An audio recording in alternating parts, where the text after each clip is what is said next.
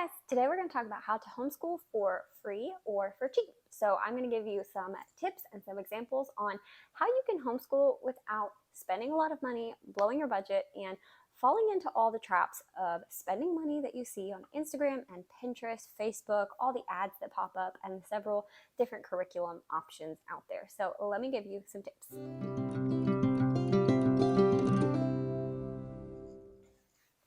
So hey, my name's Adrian. I am a homeschool mom of 3. I have a 7-year-old, a 6-year-old, and a 2-year-old.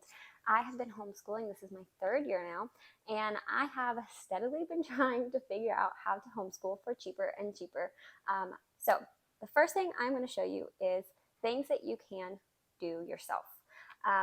The first thing I'm going to show you, I saw someone do something similar on some Facebook group, and this is the supplies that I had. So we all know that math manipulatives are great, but they're really expensive, and it's nice to have a variety, but again, they're expensive to buy all the many different parts and pieces. So I made these. Now, guys, this is a cut up box, probably from Amazon, and some pipe cleaners. Now, I made a whole set of these from 1 to 10, and these are just pipe cleaners and pom-poms, but they're amazing. They're durable because they're sturdy cardboard, and they're also that tactile learning to trace it. So it's the same concept as the sand trays, or you've seen the different sandpaper flashcards where they trace it on the sandpaper flashcards. So they can feel it as they trace it, and then they can count this number out.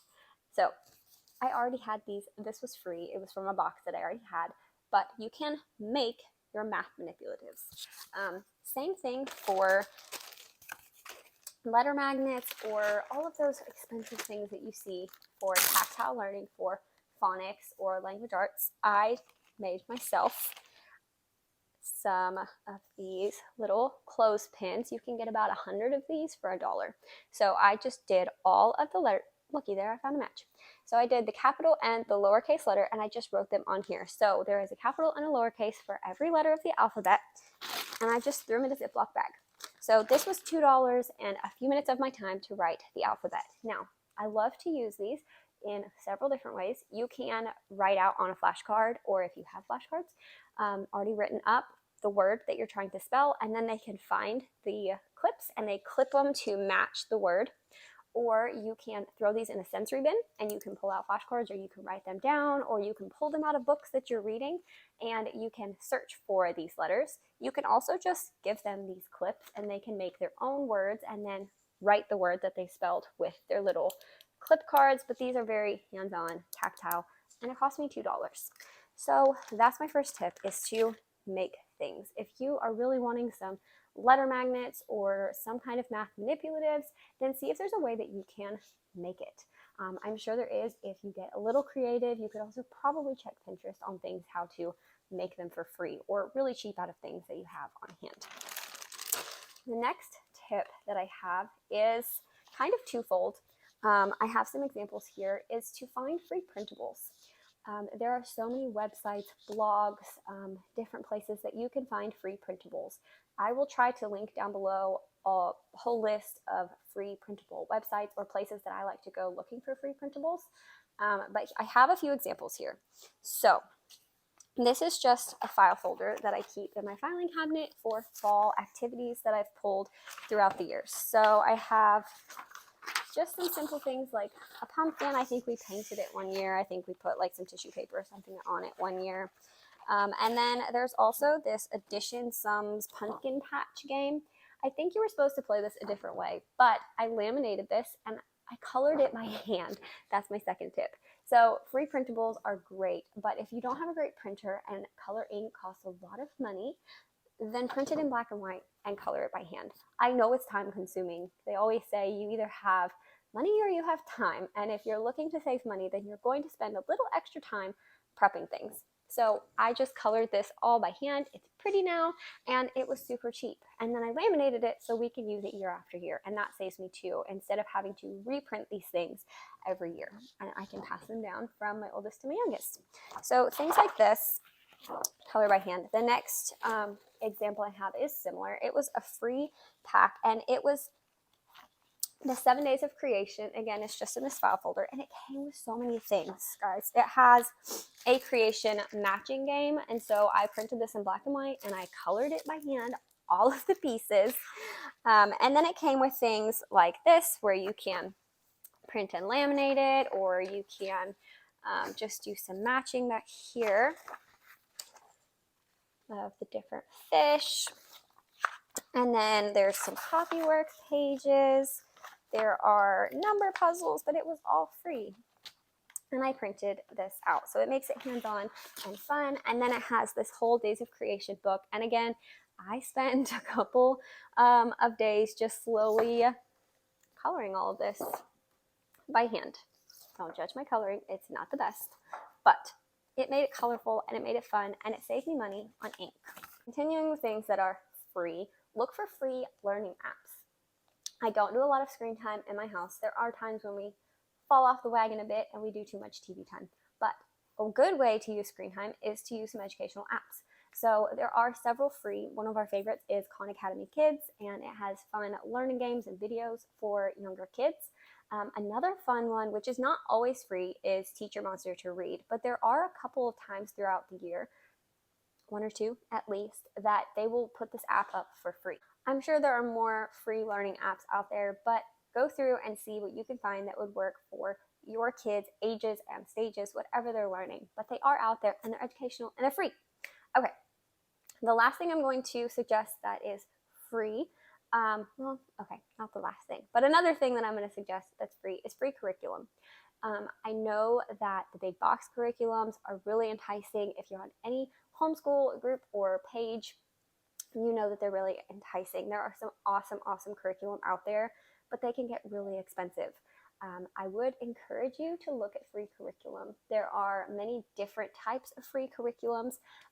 There are Charlotte Mason free curriculums. There is online curriculum. There is more standard, like what you would see in the public school curriculum, online curriculum. There are many free options out there that could suit your family. So whatever your kids' ages or their needs are, I would think about those and just see if those free curriculums could meet your needs. It is fun to curriculum shop. I love to compare curriculum and research it and all of that good stuff. I think that's a hobby in and of itself, but there is free curriculum out there that is wonderful. Okay, next I'm going to talk about Dollar Tree. Okay, I'm sure this isn't a surprise to you guys, but sometimes I think we can forget about Dollar Tree. We can go to Walmart and think that we can just buy all this stuff. We can get on Learning Resources or Christian Book or Amazon or all the many different places to buy resources for school, whether that's school supplies, manipulatives, books, workbooks, all sorts of things. We can forget about Dollar Tree. And I know that now it is $1.25, which totally stinks, but they do still have good stuff. So I have a few examples of things that I've gotten at Dollar Tree that are wonderful. We use all the time. One of my favorite things is really simple. It's just these little glass beads, and these are what you would put like in a vase or like a fishbowl or something. This is what we use for math. These are our math counters, and they're my favorite math counters. Out of everything that we have, I did get some used snap cubes and some other used math materials, but these are our favorite. We come back to these over and over and over again, and a bag of these was $1, and we use them all the time. Another good math manipulative is these dominoes. You can get a set of these at the Dollar Tree. They don't have to be fancy, and you can play the game. You can use these to add or subtract. You could even use them to multiply. You can use these in a lot of different ways, and my kids like to just play with these too. It was $1, and it is great. If you look up sets of dominoes on Amazon or Walmart, they can get pricey. So those were $1. Another fun math manipulative is these really big like foam dice. We'll use these for all sorts of different games. Same thing, you could roll these and add the numbers, or you could just count them. You could roll it and say, hey, how many is this? Go find me 3 cars. Or you could write out your math problems. There's lots of different ways to use something as simple as this big foam dice. Next, this is more for younger kids, but they have lots of good puzzles there. So this is just the color red puzzle. It's a 24-piece puzzle. The box is destroyed, but it was $1, and it is something that is good for hand-eye coordination and colors, and they have all sorts of different kinds that you could use in your homeschool. Now, something that people forget is that Dollar Tree has books. They're not all good, not all good, but there are gems in them. We picked up these readers for $1, and my son really liked them. There were 2 Charlie Brown ones. We've picked up a few others too, and my son really loves them, and they're $1. I know not all readers are really expensive, but they can be, and especially if you want your child to have a variety that you own at home, this is the way to do it. Some other books that they have are just these simple little science books that they sell, and these are $1 as well.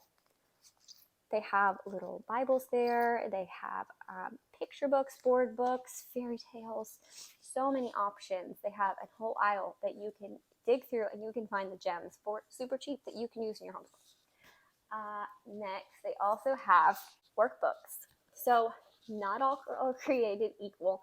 There are some that I just don't like. I feel like some of the number ones are kind of inappropriate. They're for like a 3-year-old, and it wants you to recognize the number word 8 and then trace it. You know, some of those things aren't appropriate, but there are some great ones out there. And so I picked up these for this year. This is the 1st grade Morning Starter and the 2nd grade Morning Starter. And these have just simple things. These make me think of the Evan Moore workbooks. But it's got, let's see, wake up to words, today's sight words, context clues, morning math, take your places, some more morning math. There's like number of the day. But these are great. We won't do all of this. I will mark out some things that I just don't want them to do. But they were $1, and this will last them a little while. And it's great. Next, we love their activity books. So they have these that are sticker activity books, and this one is around the world. These are great to add to your unit studies.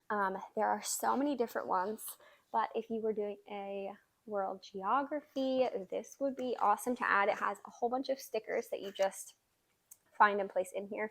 Lots of little facts about different places. They have they have around the world, fun with baking, walking through the seasons, our solar system. We've had a couple of other ones of these too, and my boys love them. There's construction ones, so different just interests or hobbies. You can also use them to strew out things. If they are interested, you could just set them out, and if it entices them, then maybe you could do a whole unit study on, or you could find more resources to use. Lastly, they have this paint with water books. I know Usborne sells some of these, but again, these are $1. They're pretty great, and there are so many different options, and these the same way are great for unit studies or testing out interests or just to keep little hands busy during read aloud time. And then the last thing I have here from Dollar Tree, just as an example, like this is just a few things that we have, are these dry erase sleeves. So you put your paper in here, and then you can use a dry erase marker over it. Very versatile, very cheap, awesome to have in your homeschool. They also have school supplies and notebooks and binders. So if you are looking for inexpensive school supplies, Dollar Tree is a great place to look too. Okay, next I'm going to talk about books. I don't think I've met any homeschooler that isn't obsessed with books.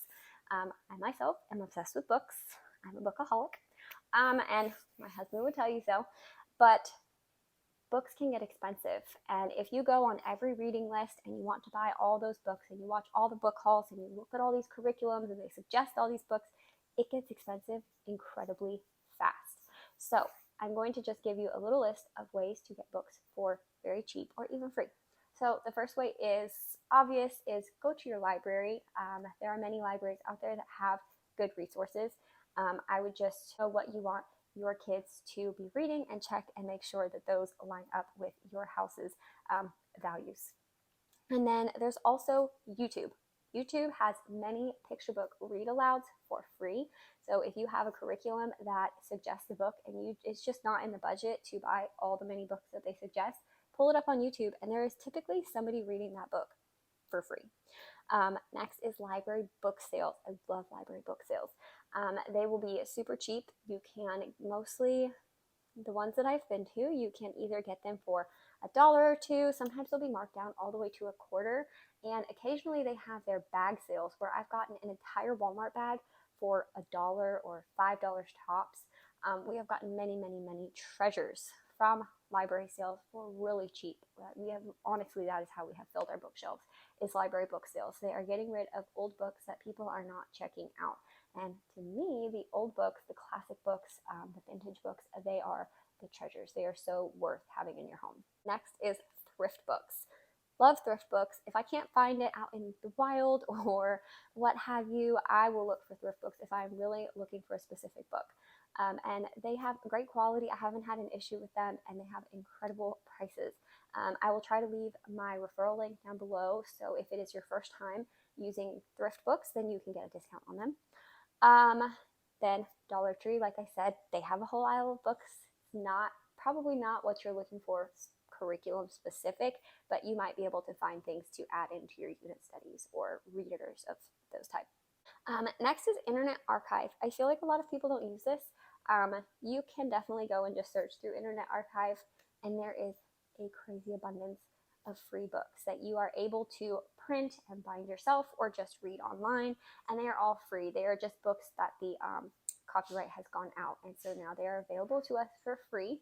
For instance, Winnie the Pooh, I think their copyright or whatever has just gone out, and so now Winnie the Pooh is in Internet Archive. So if I wanted to, I could go in there and I could print it out and we could read it for free without me having to order the book.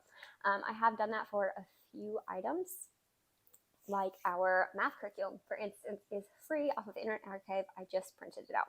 And before I printed it out, I just read it on my phone because I didn't have a good enough printer to spend that much ink on it.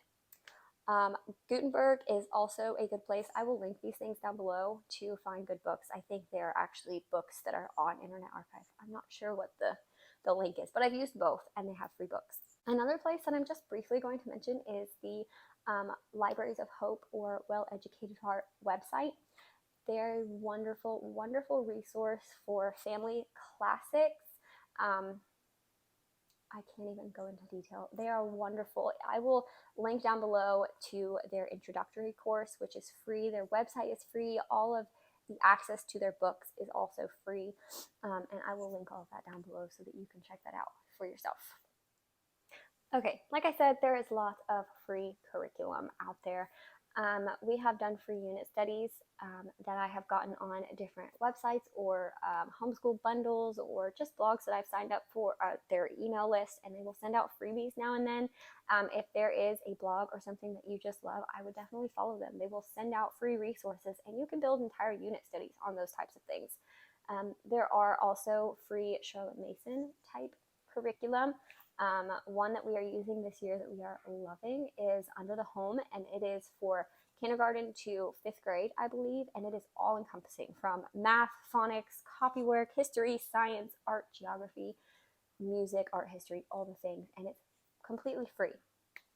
It's wonderful. I would definitely check that out. I will link it below. Again, if you are a Charlotte Mason homeschooler, there's lots of free things that you can do. You don't always have to go and buy the fine art prints or the composer study if you don't want to. We have simply just gone on YouTube and just searched fine art for your TV, and they will have playlists already. Sometimes it has some background music, and it's just got fine art on your TV, so you get to see the beauty. And sometimes they'll even have the name of the painting and the artist, which is fun. So then you could go and look up videos on that artist if you'd like.